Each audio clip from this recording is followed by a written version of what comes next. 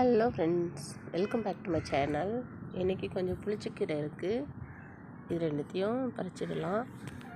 இன்றைக்கி தான் முதல் முறையாக அது பாருங்கள், என்னுடைய வாழை மரத்துலேருந்து ஒரே ஒரு வாழை இலை கட் பண்ணியிருக்கேன். இங்கே பக்கத்தில் இருக்கிறவங்களாம் கூட கேட்குவாங்க, ஏன் நீங்கள் வாழை இலை கட் பண்ண மாட்டேங்கிறீங்கன்னு.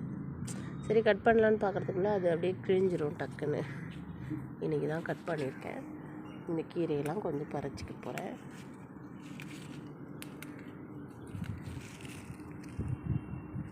இவ்வளோ ஃப்ரெஷ்ஷாக இருக்குது பாருங்களேன்.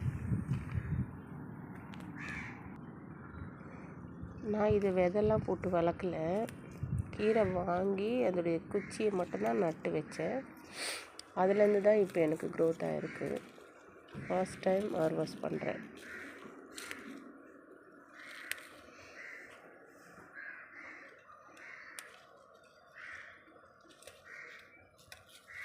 அழகாக உட்காந்துக்கிட்டே பறிக்கிறேன்.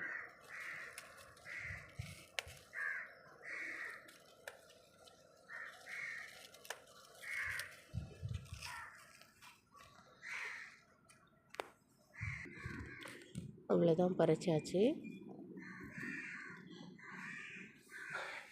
இந்த கீரையெல்லாம் இன்னொரு நாளைக்கு பறிச்சிடலாம். இந்த பசலைக்கீரையும் நல்லா அழகாக தழைஞ்சிருக்கு.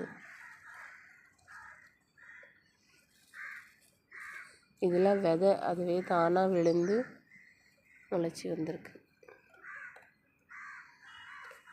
இந்த 2 மிளகாயும் பறிச்சிடலாம். பஜ்ஜி மிளகாய் எவ்வளோ பெருசு பெருசாக இருக்கணும், எவ்வளோ குட்டி குட்டியாக இருக்குது பாருங்கள்.